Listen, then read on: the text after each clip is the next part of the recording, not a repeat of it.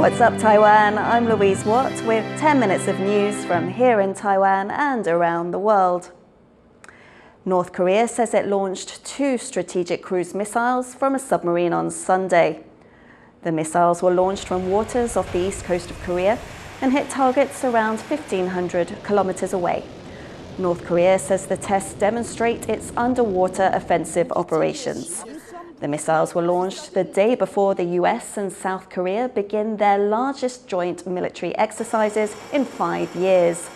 The drills with bombers and fighter jets will last for a week and a half. For more on the US-South Korean drills and how they could affect security in Asia, our reporter Jaime Ocon spoke to Jadar Fraser, an independent security analyst based in Washington, D.C. What can you tell us about the significance of these joint military exercises between the U.S. and South Korea? Freedom Shield 23 is the latest example of mutual goals for alliance renewal that the Yoon administration in Seoul and the Biden administration in D.C. share. From a nuts and bolts perspective, Freedom Shield 23 is significant in the fact that it is the largest combined exercise in the alliance context since 2018. And it signals the resumption of theater-level field exercises in the US-ROK alliance. And this is really significant. It's interesting to note that the press release notes as a specific goal of the exercises to learn lessons from current and ongoing conflicts in the region. And of course, here, we have a nod to Putin's ongoing war in Ukraine. Seeing that there is this significant increase in missile tests from North Korea, can you talk about the implications for South Korea and the alliance, US and Japan, trying to manage this security environment? Freedom Shield also fits into this larger trend that we're seeing from the U.S. taking steps to reassure partners and allies amidst, growing threat environment in the Indo-Pacific. Defense Secretary Lloyd Austin announced in January, I believe, that the U.S. is going to increase its deployments of advanced weapons to the peninsula, like jet fighters and bombers. And so really, I think we're seeing steps on the U.S. side and on allied and partner side, desiring this enhanced security cooperation, both from a quantity standpoint and also from a quality standpoint. Aside from the North Korean threat, countries in Asia are also looking to make Taiwan contingency plans in case of any armed conflict between Taiwan and China. And in an article, you say that these security environments are tightly linked. Can you describe how? And when we look at the Korean Peninsula specifically and how it might be implicated in such a scenario, one, global shipping would likely face severe disruptions in the event of any conflict over Taiwan. And South Korea, as an export-driven economy, remains highly reliant on open sea lanes for commerce and communication. In fact, one of South Korea's major shipping lanes directly transits through the Taiwan Strait.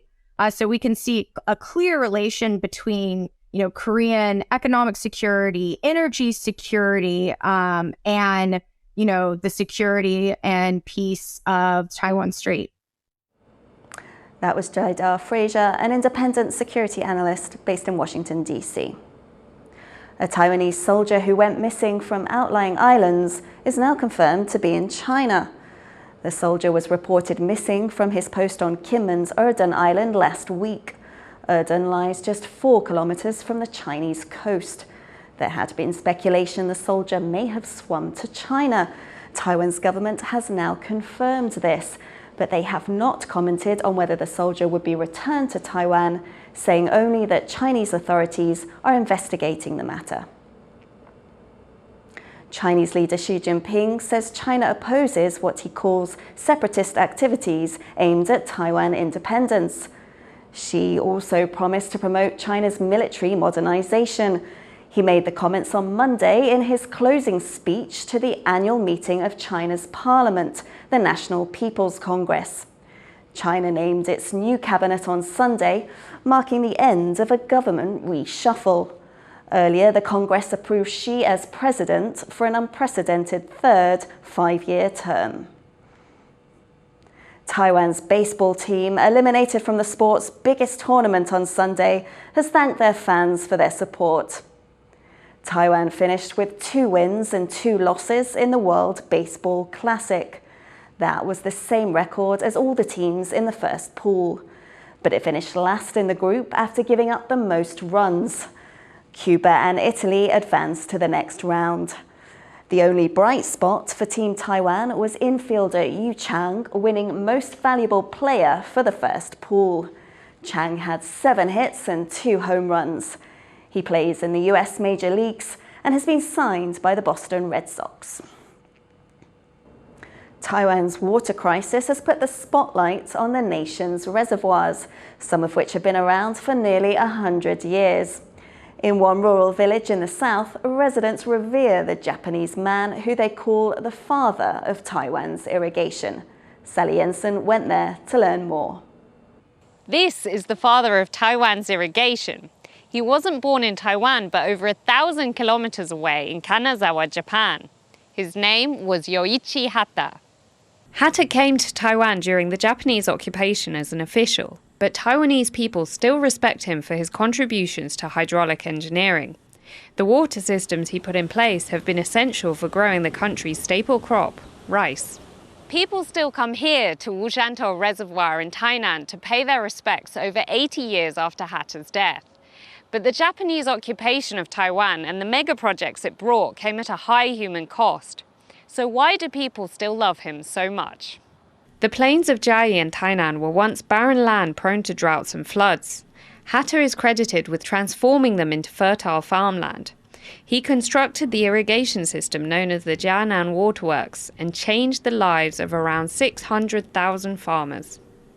Every year, a memorial service is held near his former residence here in Tainan. People come from all parts of Taiwan and even from Japan to commemorate the life of a man who transformed agriculture here. The Japanese occupation of Taiwan remains a controversial issue in the country's history. But here in the tranquility of this reservoir, visitors prefer to reflect on the great feat of engineering left to generations of Taiwanese farmers by a simple man from Japan. Ethan Chen and Sally Jensen in Tainan for TaiwanPlus. Taiwan police have arrested a group suspected of stealing large amounts of garlic. They allegedly stole the vegetable from farms in Yunlin County and sold it for around half its wholesale price. Most of Taiwan's garlic comes from that area. Several tons were reported missing from farms ahead of the late March harvest. Officers say they seized around 3 metric tons of garlic. They also say the suspects included 2 Taiwanese ringleaders and 9 accomplices from Thailand and Vietnam. Video games aren't just for the kids. The young at heart can enjoy them too. Take one eSport team in Taiwan whose members have an average age of 64. The age difference between the team and their competitors can be half a century, but they don't let that slow them down. A university trained these silver-haired warriors for half a year before unleashing them on their opponents. Many of the players knew nothing about computers before they started playing League of Legends, but they are making the best of their new skills. Thank you for watching What's Up Taiwan. I'm Louise Watt. Take care, and I'll see you next time.